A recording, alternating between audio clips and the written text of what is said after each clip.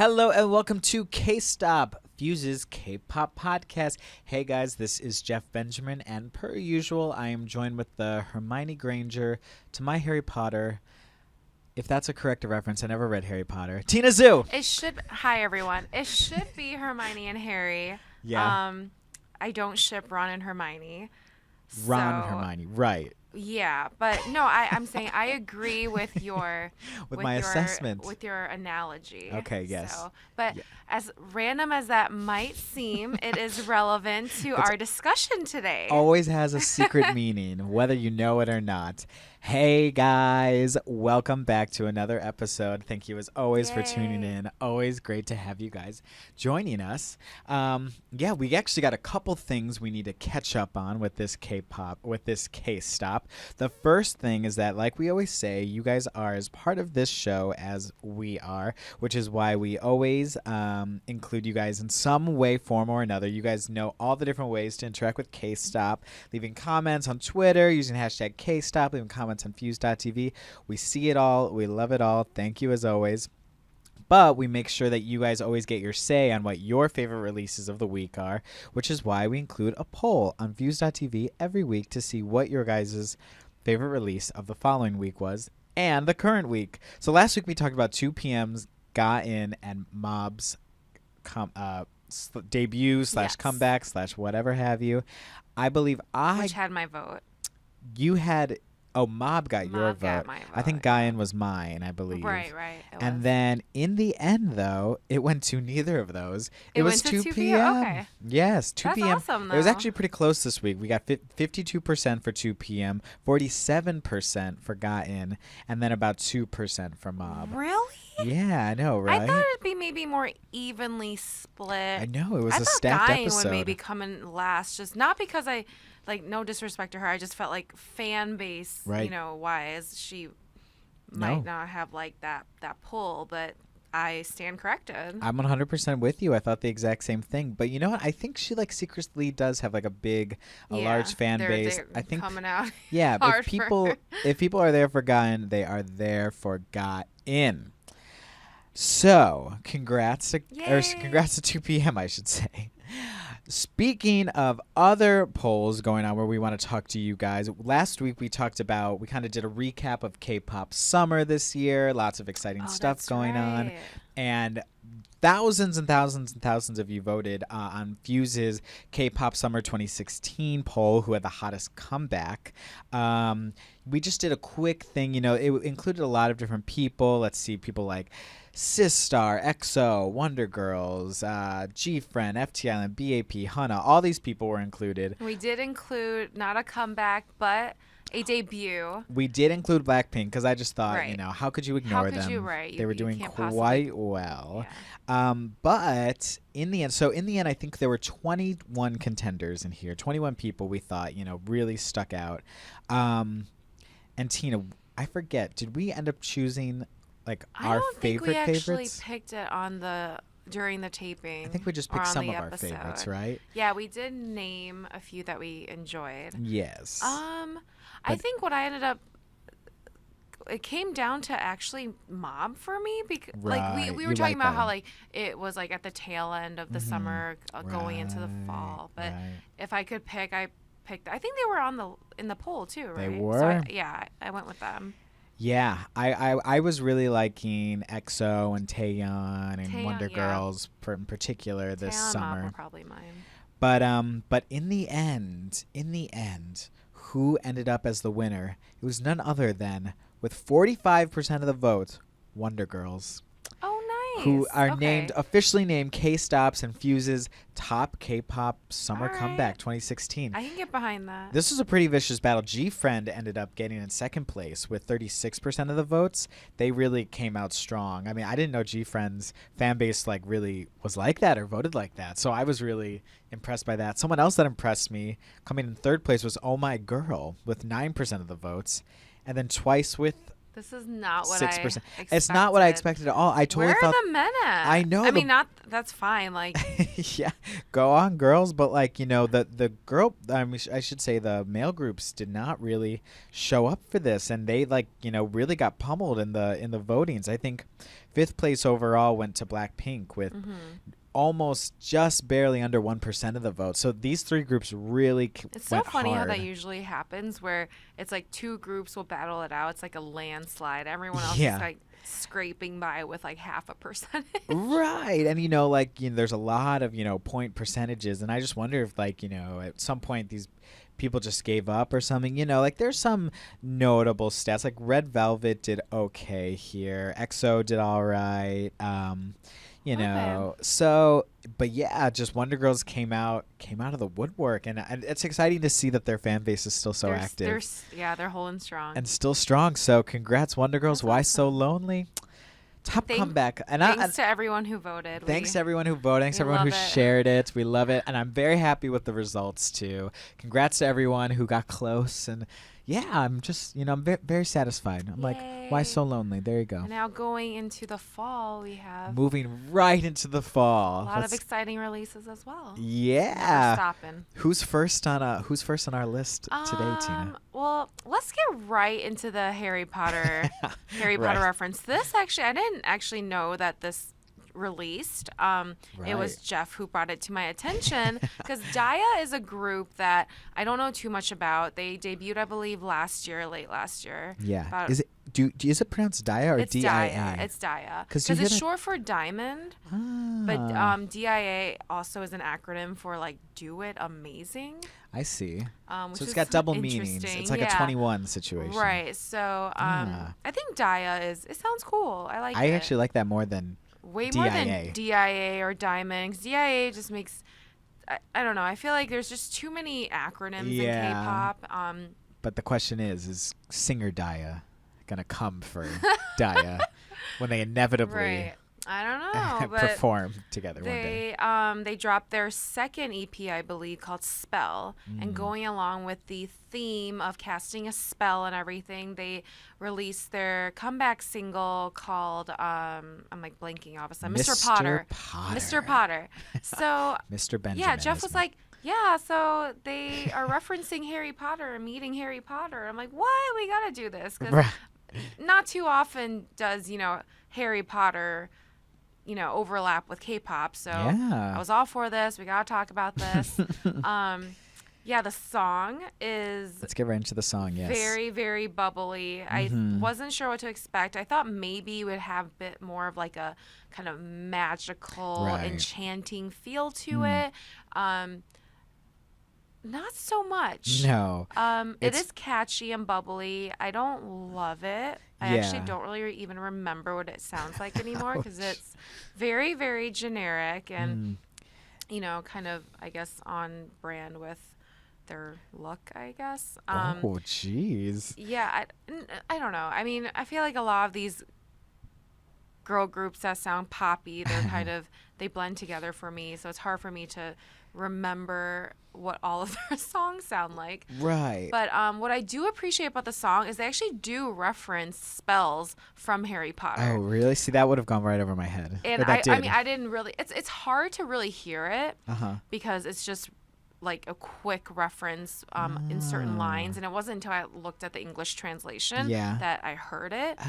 So they mentioned cool, I think it's actually pronounced Accio, at least in the films they pronounce the Accio spell like that, but I think they say Accio in the song, which is like what I originally thought it was pronounced. And then there was like ridiculous, there's impervious, and one line that I thought was really cool was how they were saying like, oh, don't like focus on me, something impervious. And the impervious charm is the charm that you use when you're trying to get rain out of your face so that you can see clearer. So I thought that was cute. Oh, that is kind of cute. Yeah, okay. And then they had Lumos for light, so they could, again, playing on the whole see better concept. So I thought that was cool. They put a lot of thought into that. Yeah. What did you think of the song? Right. Yeah. So these, Are you a Harry Potter fan? No. See. Okay. No. Well, here's the thing. I just need to further clear this up for the record. When my dad was really, really into Harry Potter, like when they first came out, and like really wanted us to like get into it. Your dad? My dad was really into it. He read all the books first, or he was and he wanted share it with us as his kids. This is like when I was in elementary school, like 3rd grade. Yeah, or whatever that was, right? And then like, but of course, when you're little and like your parents say something's cool, you want to rebel and not think it's cool. So like, I just didn't want to read them and like wanted to. And also something that was so hyped and. Sometimes you just kind of want to get away from things that people won't stop talking about. You're like, oh, whatever, I'm so over it. Right. It's so annoying. I was way too cool for everything in 3rd grade. And I just never really, I never took the time to get into it. And then I did start reading them on my own, like like when I was like 15 or something, years later. I'm like, oh, these books are really good. And then school got in the way or something got in the way, and I just never finished them. But I haven't watched any of the movies, and I do want to read them all. Right. That's my side note. I will. Which ones have you read? I started the first book. That's it. That's it? Yes. Oh my God. I know. It's like part of me is like excited for you, but then part of me I'm also like, damn, Jeff, like to read it as a grown man versus reading it like when you're 9 and but maybe I still like your am impressions of certain things are different. Yeah. I mean, like maybe Jeff's like, I'm a 9-year-old at heart. I'm a child. But no, like I feel it's just interesting. Like I almost wish I could read the series over again. Yeah. As a I guess an adult with no prior knowledge of the series and just like how that would affect you. Yeah. Like I want to. I will read them. I know I will one day. Yeah. I like, literally have the book with me still. Right. Like, it's just a matter of doing it. But that's my side Harry Potter story. Right. For reference sake. We assume that most people listening to our podcast have probably read the books or seen the films, or at least have some sort of concept of pop culture reference. No, it was obviously huge. I obviously know enough about it. I know who Harry and Ron and Hermione are and everything. But it is so cool how Daya decided to do this concept. Yeah. And, I was nervous. Revolve a whole music video around it. Granted, there wasn't a lot of magical references in the music video. The video was actually like not my cup of tea at all. Really? Yeah. I thought it was they had like a rabbit character that had a big rabbit costume on, the big rabbit head. Which reminded me of Donnie Darko, actually, at that first. That did. So that didn't really resonate with me the way that I was hoping it would. Like the video, I thought there'd be more references to the film or the franchise, but there wasn't. There was like a Ouija board in the beginning, which was kind of just like taking me back to 90s.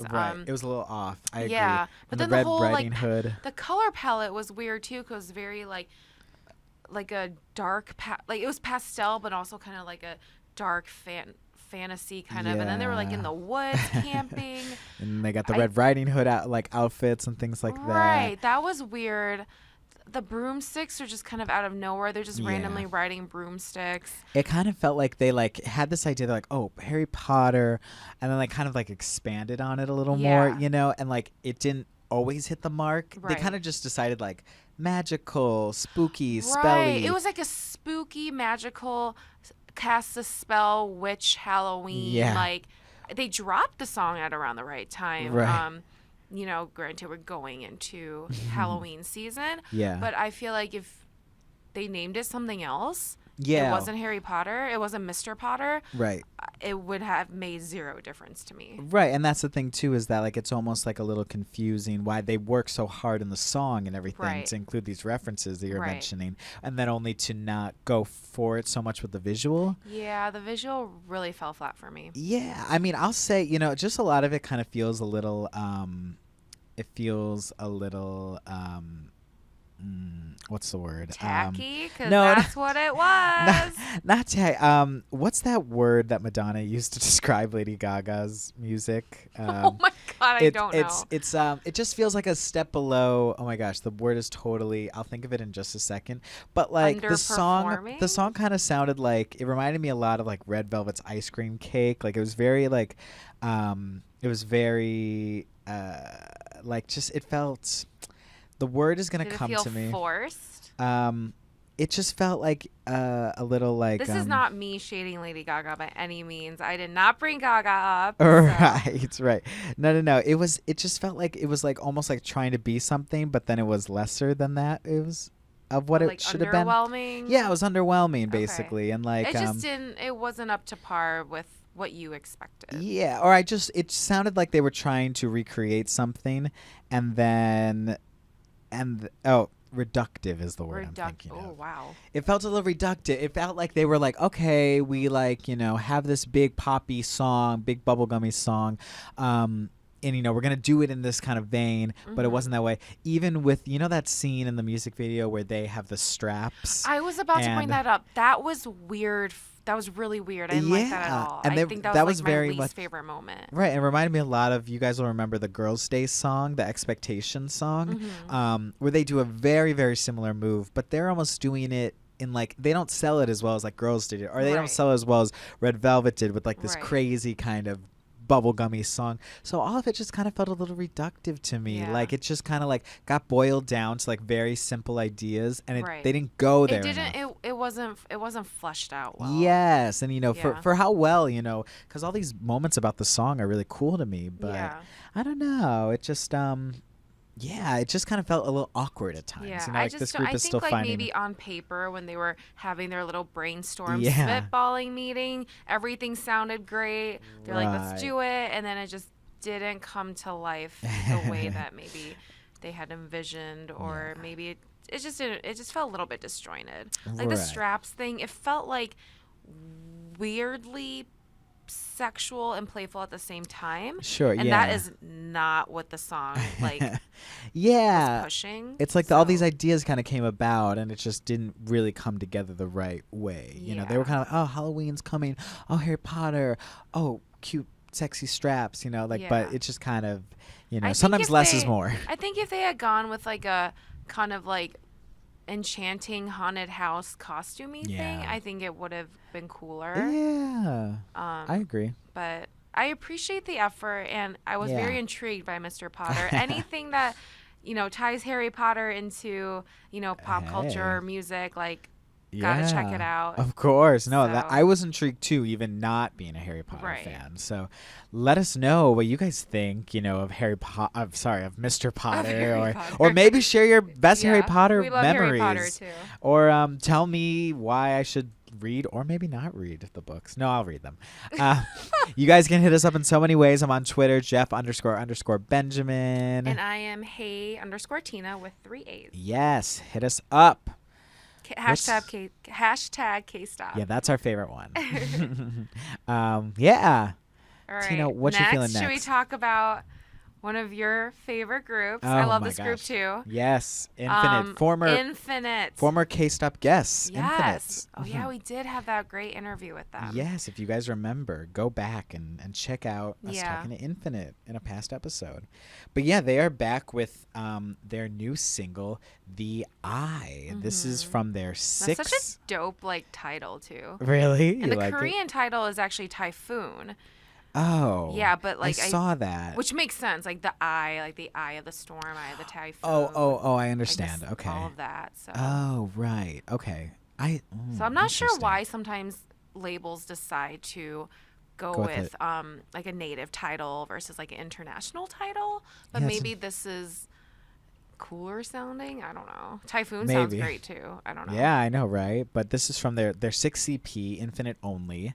And yeah, I thought, I Infinite's kind of Infinite is a really, up there group for me. I've always think they bring really quality releases, really great visuals, performances, choreography I really think, always on point. Oh my gosh, always on point. I remember their first release, Come Back Again, and that was a much more kind of upbeat, poppy sound. Yeah. With kind of electro in there and dance, but even then the choreography was really, really great. Yeah, it's been so cool to watch this group, really get big and bigger and bigger, and and I think they're at an interesting place right now.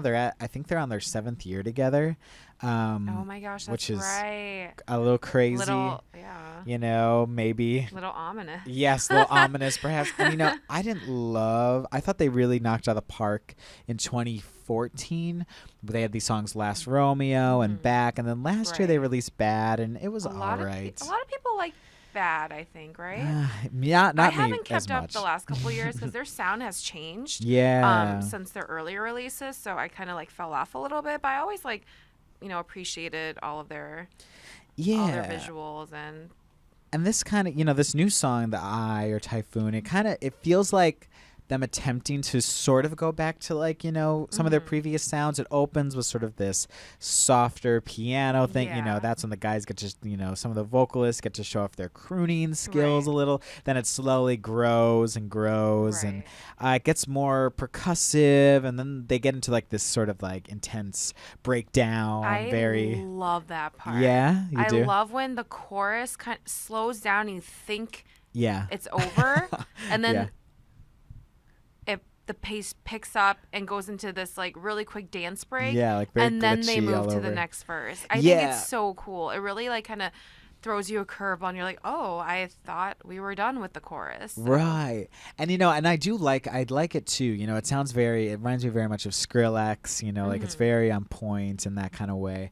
But like I just feel like certain times it doesn't go as hard as maybe I wanted it to, or like the chorus is a little more, and maybe this is the point, maybe that like the chorus is a little more subtle than that intense breakdown that eventually comes out, and maybe that was their point. You got that immediate juxtaposition when you're going through that part of the song. Right. And kind of talking it out loud, I'm thinking like, okay, maybe that is what they were going for. It could be jarring for some listeners. So. Or more so, I just wanted them to really go for it. It's like, keep building, keep bringing me up, because sometimes it almost felt like they were holding back too much. Okay. And I was kind of like, oh, like I hear these drums, I know what where this is going, but like, oh, I want it more. But then they pull back. Yes, exactly. Right. So maybe that's them teasing me, and that's what I need to get over. But I think it's a really solid overall release. Positive. Yes. Like sonically, for overall, sure. you like the song. For sure. What about the video? Because the video was like.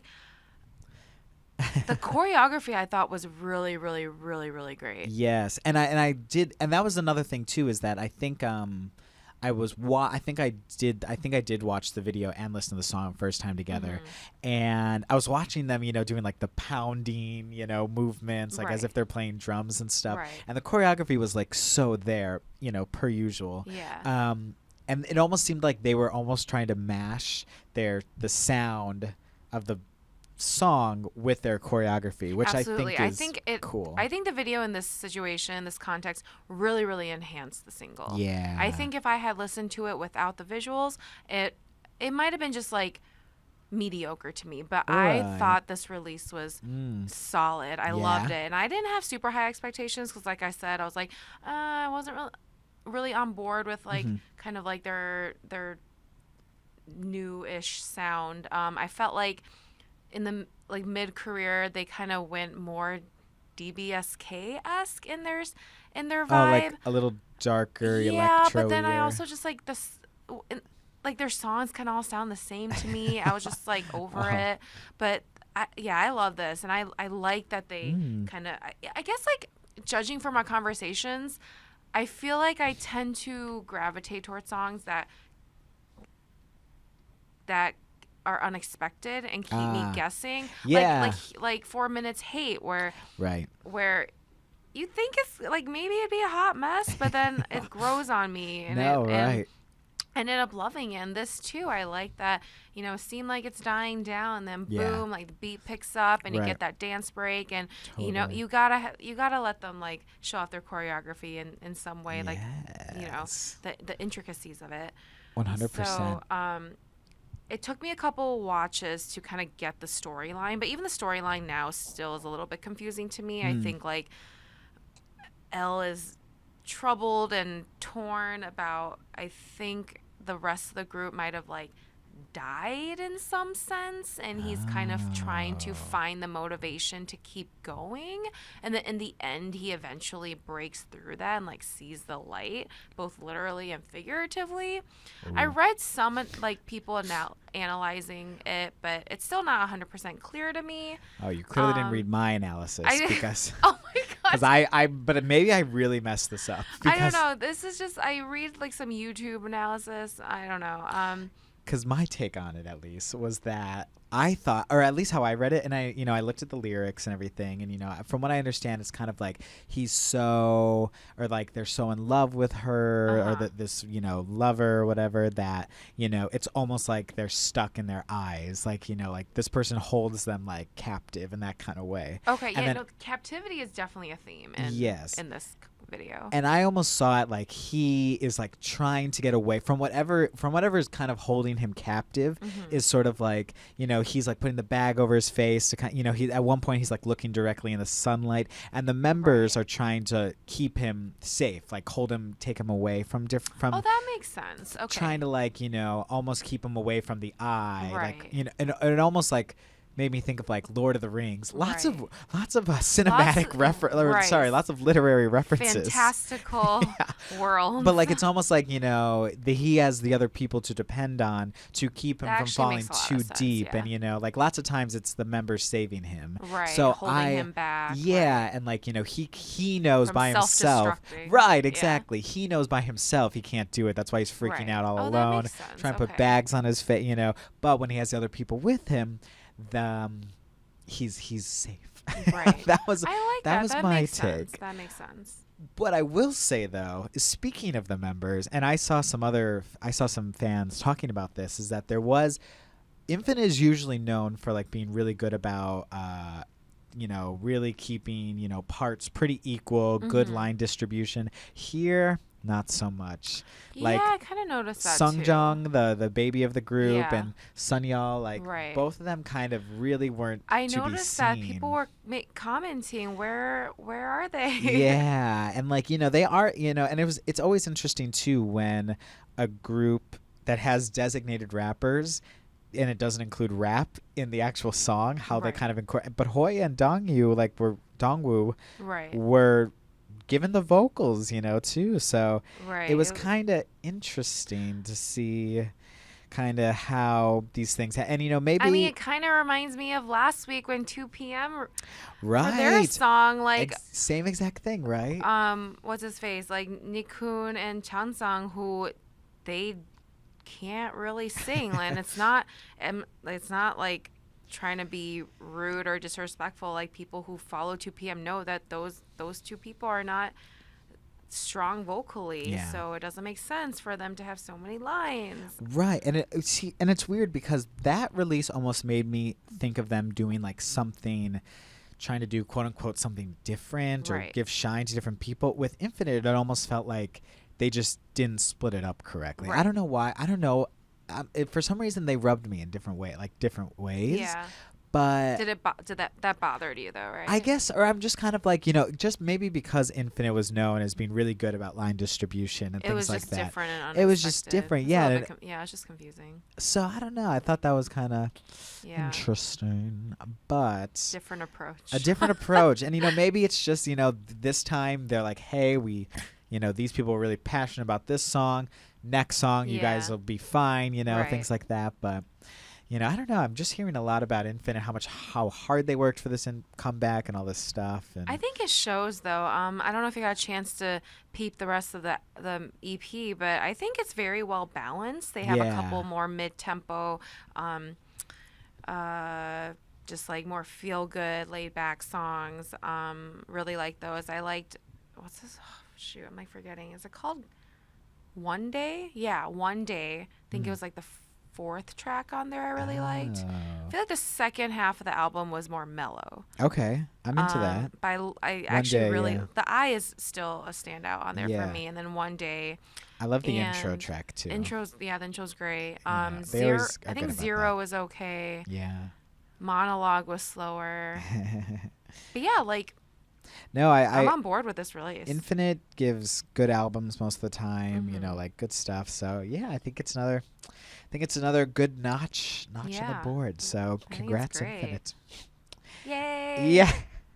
And last but not least, do you want to introduce our last one? Yeah. Comeback after a couple years from my girl Jieun from Secret. Yeah. Who we haven't heard from in a while. I know, right? Just a couple solo releases. She comes back with Bobby Doll. Which should have been Barbie doll, but because of Yes. licensing issues and you can't say Barbie in her songs, otherwise I think KBS would ban the lyrics because you can't have that Oh. product name in there. So she changed it to what phonetically Koreans would pronounce it as anyway, because Oh. the R sound is different in the Korean language. Right. So instead of Barbie, they would phonetically be like Bobby. So it sounds like Right. Bobby. So they just changed it to Bobby doll. And I'm like, wow, that was a clutch move. A little confusing, but it works and it's memorable. Oh, see, I thought this was such a deep. I'll get into what I actually thought it was. It is a little. I mean, it's a little weird, but I mean, I guess like, had I not known that, maybe my analysis would be a little bit different, or my thoughts would be different. Wait, but then my question is, why can she not say Barbie, but they can say like Harry Potter? I don't think they said Harry Potter. I think they just said Mr. Potter. Oh, that's probably why it's called Mr. Potter, not Harry Potter. Maybe. I don't see. I actually, yeah. I mean, Unless it's different between product and like maybe. I know book. things that can lead to getting your lyrics banned. Yeah. Are complicated Right. in K-pop. It's No. not always just about whether something's too explicit or too sexual Yeah. or cursing. There's things like I remember Hyori. She was like on top in her video. I think she was like on top of like, or she stopped traffic, and they banned the video because it violated Korean traffic laws. Right, I So it's remember. just like things like that. It's not always Yeah. tied to being like Right. explicit. No, it's true. I think one time we were doing this like interview. I forget who it was with. It might have been with Infinite actually. But we were doing this like fun quiz game, like how well do you know your members or something Yeah. like that. And I knew someone really liked video games, like Nintendo games. So one of cool, the yeah. questions was who, or maybe it was BTS actually, who is, X member's favorite Nintendo character, and they asked if they could change it because in Korea, those they can't laws. talk about Well, that? they can't say Nintendo because it's a brand Oh, name. that's right. So, and I know like even on beauty shows they can't say the makeup brand name. Right. They just are like use red lipstick. So that's Right. so interesting. But I thought okay. So here's my embarrassing of what I thought it was. I thought it was like she was trying to say a guy had like it was her play on saying a Bobby, Bobby just being Like generic, being a generic boy name. guy, yeah, like she is like a doll for this person. Like she's No, not a Barbie that's doll. Not, She's I a feel Bobby like doll. People like I think that's legit. That's legit. All right. Like I was confused when I first saw a Bobby doll. Like what the hell is this? Some weird ass concept she made up? Like, And yet, I mean, the concept is interesting to say the least. It is. What you think? Speaking of, I guess the underlying theme of it, I'm a little torn. I think it's cool Mm-hmm. in the sense that it's memorable. She's trapped in this dollhouse as a Right. doll with cameras all around because there's this Joker-looking creeper Yeah. watching her 24/7. The Joker, Korea will never get over the Joker. Yeah, They and love that character. I'm a little confused because the lyrics imply that she is all for being your doll and letting you do what you want to me, not in like a super like sexual way, but all like hug me tight, I'll be this Yeah. for you tonight.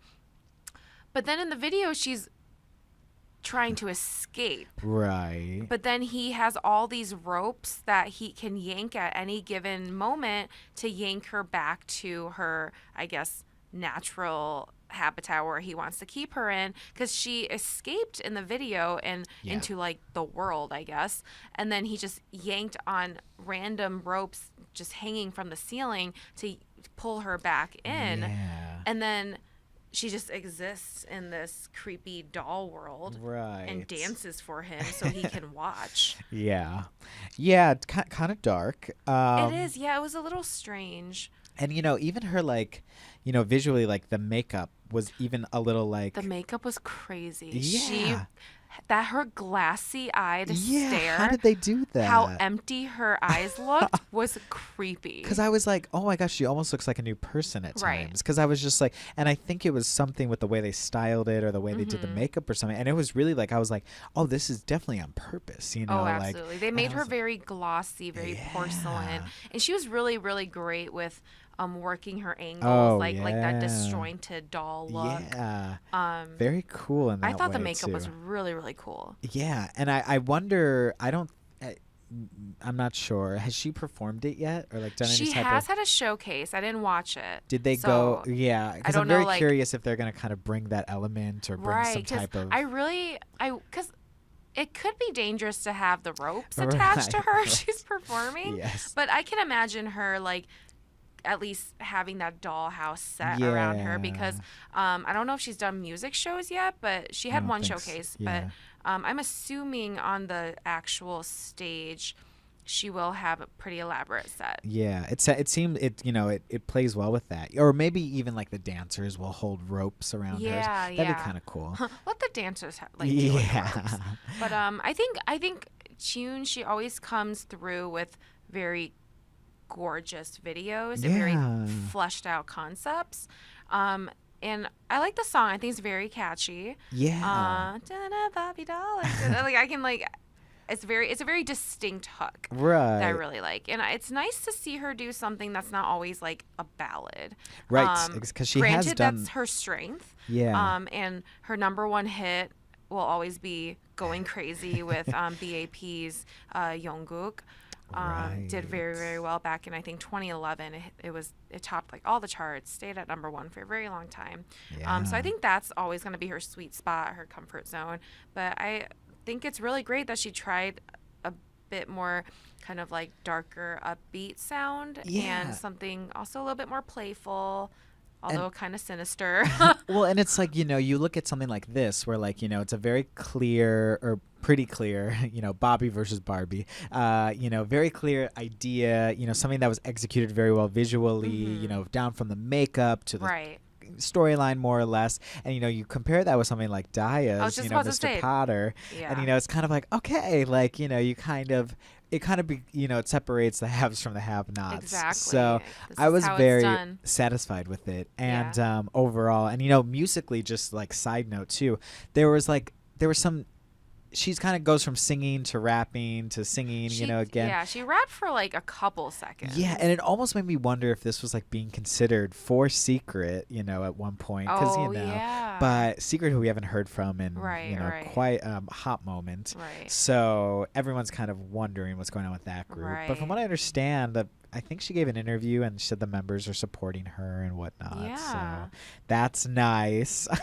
Right. But yeah, It's just interesting to think back when Secret first debuted or after a couple releases. You wouldn't really assume that more than one or two of the members would do well yeah. going solo. And here we are now. Because June, I think she's the leader, right? But she was Man, always more of like the kind of understated. She wasn't super flashy. Right. But then I can't remember what's Zinger's current stage name now. Whatever. I'll still Hannah. always refer to her Hannah. as Zinger, Hannah or whatever. Hannah, Yeah. yeah. Yeah. I don't know. I think Hyo Zinger's, I Song think is also Zinger really is big. way cooler. But Zinger. yeah, like she was always like a lot of people gravitated toward her, and yeah, like Hyo Song went solo, and yeah, it's like I didn't expect them to do so well on a solo basis. It's cool. Exactly. So you know what? I think I don't know which one is I'm still deciding which one is my favorite, but Member? no, sorry, favorite comeback of the week. But Oh. I can't decide if it's her or Infinite, because I think they both really Mine's brought. definitely Infinite. It is? Yeah. Okay, because I just think I almost want to give like. Maybe I'm holding Infinite to too high a standard, and Right, that Jieun makes kind of sense. has been gone for a while, and it's so nice to see her Yeah. back. So done with something that was done so well, but Right. yeah, I I'm gonna think split my vote. my thing with June is that it's a song that I wouldn't listen to Oh really? if I wasn't watching the video. It's a very visually tied, like the song is very tied to its visuals. Oh, you didn't even like the hooks and stuff like that? I like it, but it's one. I think it's very gimmicky, is what I'm getting at. Okay. It's very gimmicky. So it's like, they kind of had this concept idea and then they just like Right. made a song out of it. I just don't think it has much longevity. That's interesting. Yeah, I'm very curious Like to see I think how. it's cute and it's fun. Would I listen to it if I'm just like, walking around, hanging out? I wouldn't just be like, hey, I want to hear Bobby Doll. Right. I just feel like it's a very. Bobby It's in its Doll. own space. It exists Sure. in its own space. Yeah, and it's I like appreciate it that. works for K-pop 100%, Yeah. etc. All right, quick side note. What is your favorite Secret song? I'm curious. I like My Boy. It wasn't a single. It was on the Tina. I think it was on the it wasn't the Madonna EP. It was the Magic EP. The Magic. I like that The Magic song. EP. Oh my gosh, stop. Because they couldn't pronounce magic correctly. I know. But I thought that was a cute song. I like their first couple EPs. I wasn't really into the whole Starlight, Moonlight, whatever the hell that song was called. And then they went all like oddly country.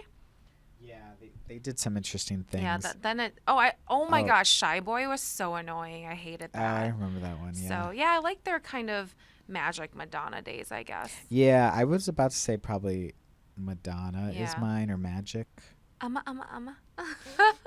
Yeah. Oh, Secret. Maybe they'll come back. You never know. But in any case, let's check out. You didn't choose Infinite or I think I'm gonna split my vote. I don't know. I can't decide. Split votes. Oh my gosh, I'm gonna vote for both of them twice. I guess you could technically do that on Fuse I think TV. you made me think. The more I thought about it is very like. Infinite's like I was already listening to it this morning and I was like it was like my walking song, like I was like so maybe Infinite is my choice in the end. Yay, I love when we agree. I love when we agree. Not speaking of which, moving on. Yes, Tina and I usually don't agree on the charts, or do we? Maybe we do. I don't know. Is there anything to agree with when it comes to the charts? We don't really agree when it comes to EXO because I'm like they're still on the charts with Monster when I think there are more deserving tracks. Damn, Tina. But anyway, so harsh. I haven't checked the charts, so let's see what's top 5 on iTunes. Top 5 on US iTunes K-pop songs right now. Number 5. I honestly didn't even know the song existed, much less like, but I'm excited to hear it. It's called "Can You Hear My Heart." It's by Epic High featuring Lee High, and this is from okay. the I keep hearing about this Korean drama. It's called Moon Lovers. Scarlet Heart Ryo. Is this the period drama? This is I think I use in it. That's the oh my cover. God, yes. I need to watch. I'm heading to Drama Fever like either tonight or tomorrow. Like there's so many people. Like Jieun is in it, who's like one of my favorites. He's like so perfect for most. Sorry, like let me freak out fangirl moment. I love this. But no, like I'm really excited. I heard it's mid broadcast. I think they have like 7 episodes or something so far. Wow, really? And like I feel like Korean period dramas really come through with their soundtracks. So okay, I mean, it's cool that Epic High and Lee High, who I think of as sort of, which you wouldn't expect for a period drama, modern hip hop acts, R&B acts, doing this. So I'm kind of curious to listen to that. I bet it is. No, totally. And I hear IU is in this. Maybe let us know if you guys are watching. Yeah, this let or us have any know thoughts what you think of this drama. of I haven't Moon gotten Lovers. into a K-drama in a minute. Yeah, I mean, and I think V from BTS is in this. Mm-hmm. I think there's it looks really cool. So there's a lot of beautiful people in this one. lots of beautiful which helps. people. Yeah, no, I'm curious about the soundtrack. So, number 4, Whistle Like a Missile. Bum bum. It won't go away. Nice. Blackpink still up there. They're coming back with new songs soon, right? Oh yeah. In October. Oh my gosh, maybe we'll do an October chart battle, comeback battle. Oh yeah. We should maybe consider that. I hear a lot of good things. They set the bar so high with their debut releases. Yeah, we'll see. I'm excited. Number 3 though, edging them out is Russian Roulette by Red Velvet, still up there. Nice. Very good. Number 2 is Infinite's The Eye. Yay. So Americans are jumping on that one. And number 1, Tina, you jinxed yourself because it's EXO with a new song with Yoo Seok, I think is how you pronounce it. They did this like collaboration for SM's Station thing. Oh, that's right. I didn't listen to it, but I saw the it too. I need to check this out because I'm very curious. What's it called? Is that the dancing? It's called Dancing King. Dancing King, yeah, right? And it's like number 1 on the in total. It's probably really catchy. I bet it is. And do you know his history at all? I don't. I don't know a lot about him, but I'm very curious to kind of check this out. And if fans are rushing to, because to me it kind of reads like a random one-off release. But hey, if people are jumping on it, maybe we should. I mean, Station has been really consistent in delivering good Right? songs. So Exactly. So very curious about that, and I'll have to check it out. But at that's the least it was a charts. monster. I'm over that song. Ah, you are so over Moving Monster. on. Moving on, indeed. So as always, you guys know if you're K-Stop listeners, the The the deep deep cut cut. section. Well, I don't know why my It's mind just super went deep away. this week, y'all It know. is I'm just kidding. super, super deep.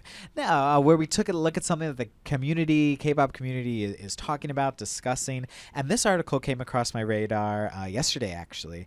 And I thought it would be kind of cool to talk about. It's this article on Soompi.com. Love Soompi, the longtime Yay, K-pop, Soompi. the largest, The OG. the OG Korean culture music. yeah, love Soompi so much. The people, the website in general. Fun fact, Soompi is older than Google. They launched just a couple days before Google.com did. That's insane. Isn't that insane? Just think about that for a second. Wow. And they were writing about K-pop. Wait, what year was that? It was like late 90s. Okay. Like probably 99, 97, something like that. I wonder like, what the content consisted of. the content, from what I understand, oh my gosh, you got to see this because it's out there somewhere in the world. But I saw a presentation given by a Soompi person once, and it was like totally what you expected, like very early geosites, like layout, sparkly text, like right. banners. Where there's like text trailing your cursor. Yes, and bullshit. Forums at the time was so cool. Yeah, the forums were like, forums was like the big thing, right? People could discuss, big, like Microsoft fonts, on top of, idols' that sounds pictures. Amazing.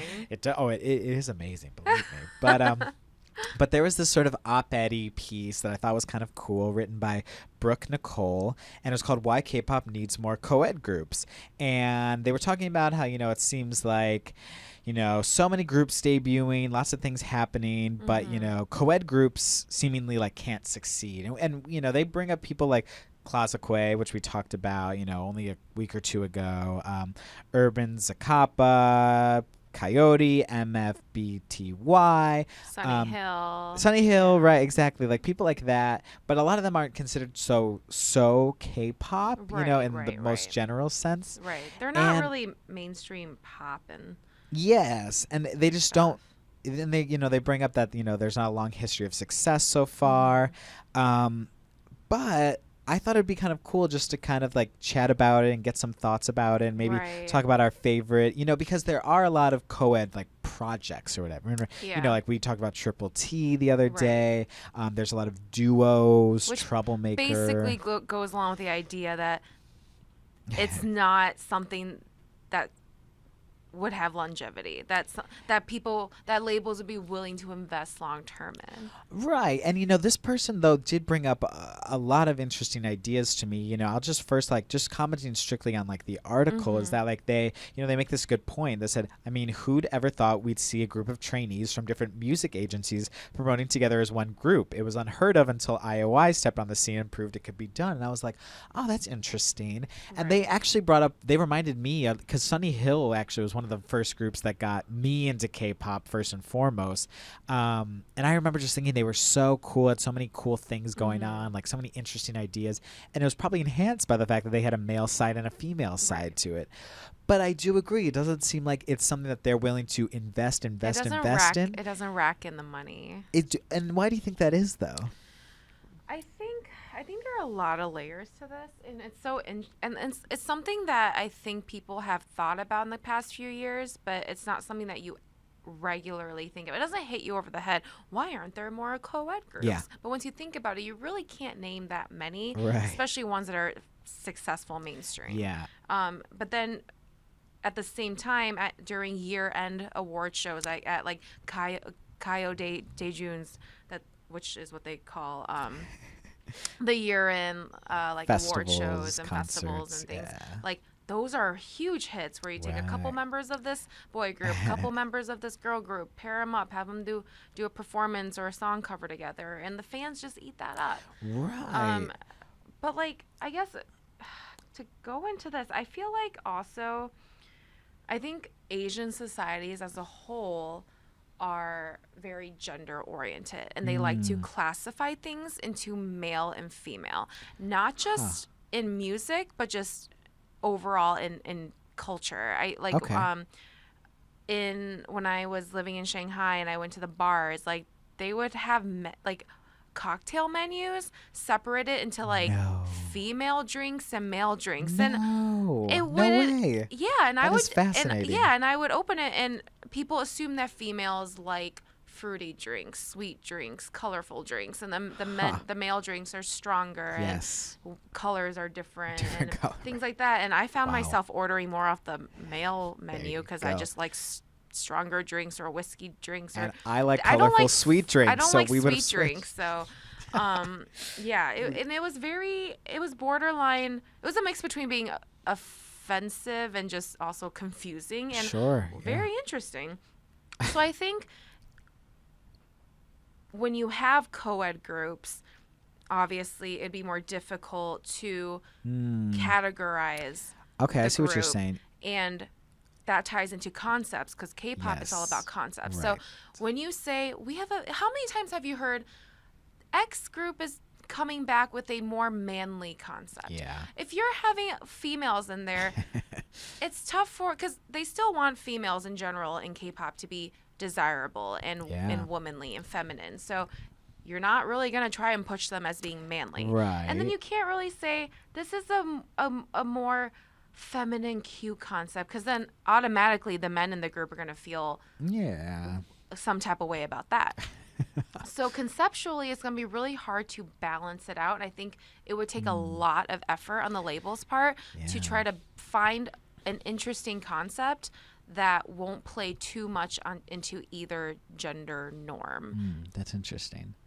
Yeah, and you know, so I totally see what you're saying with the concept, right? Because, like, yeah, it is all about this, like, concept. And you'd probably have to go kind of how, I guess, Sunny Hill typically went with the more abstract and the more kind of vague. You know, do you remember, like, the Grasshopper song? I think that song was fascinating, but also very abstract in that kind of way. You know, it's called the Grasshopper song. What the heck could that mean? They had to stay a bit more ambiguous. Right, which is very interesting.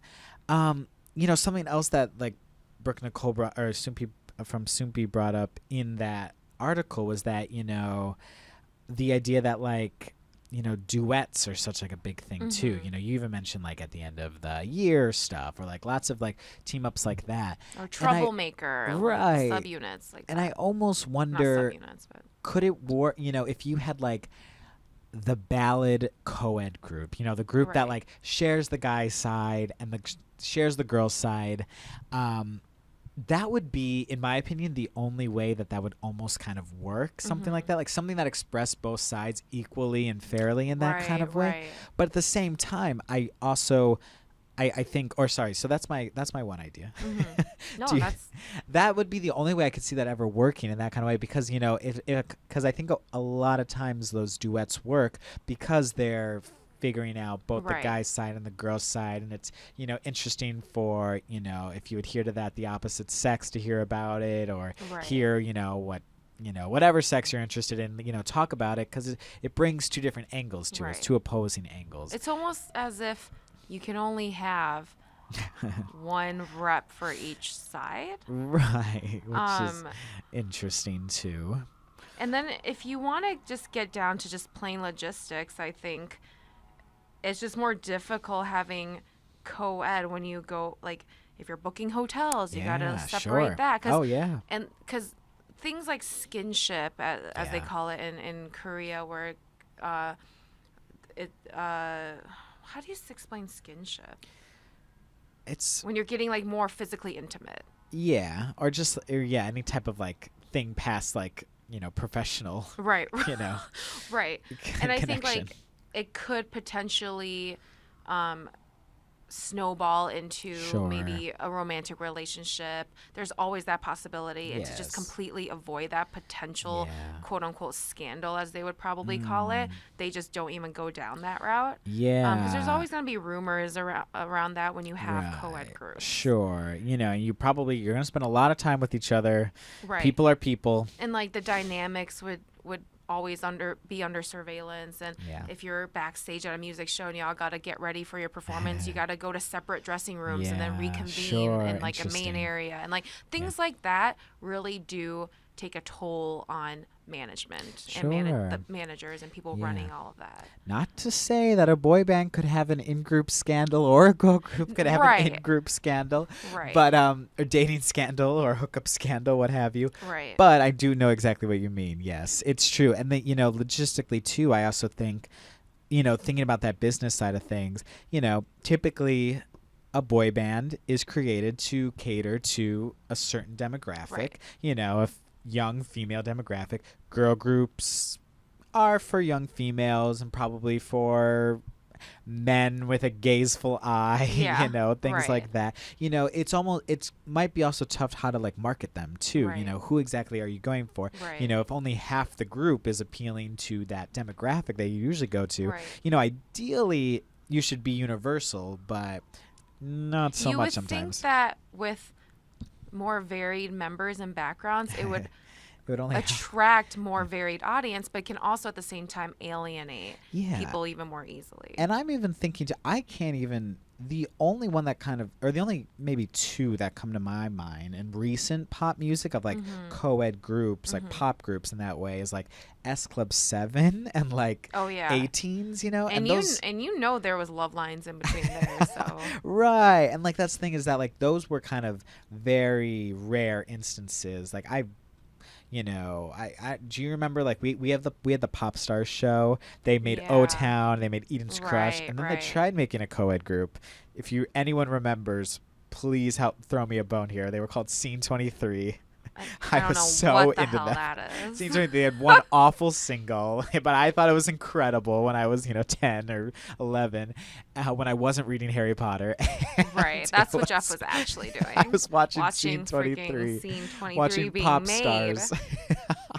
And it just like it, even to me, it was kind of like, okay, this is interesting, but like I'm not standing for them like I was for the girl group or the boy band or whatever it was, So I just wonder if there's just something about society in general that would rather see a group of same-sex individuals. I don't know why that is, Right. Well, maybe it's almost like, maybe it's just how we like our pop music. You like pop just to be as, one way. Right. Okay, female perspective, great. Male perspective, great.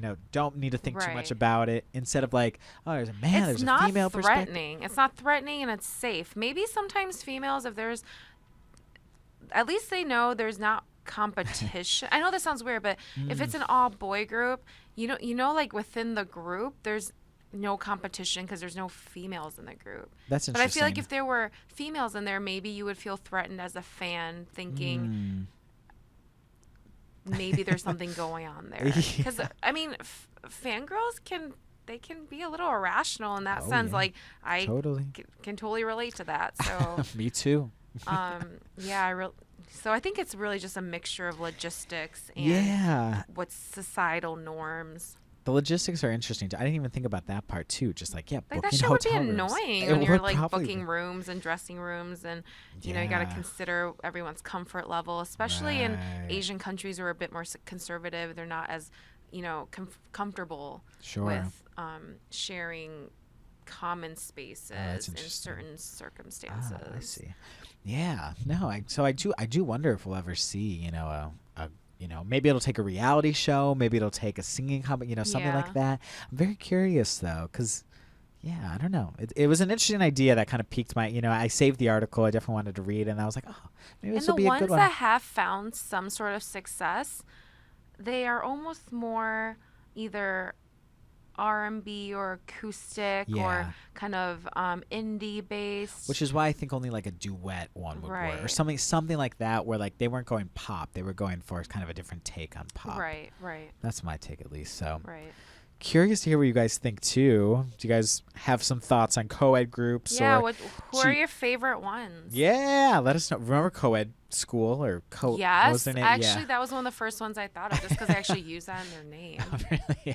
Let's highlight the fact that we are co-ed. Good, right? Seriously. Well, yes. Let us know what you guys think about co-ed groups. Infinite, Jieun, Harry Potter, Dia. Yeah. All of it. As always, thank you so much for tuning in. We have a great time with you guys as always. Yay. This has been Jeff. This is Tina. See y'all next week. See ya. Bye-bye.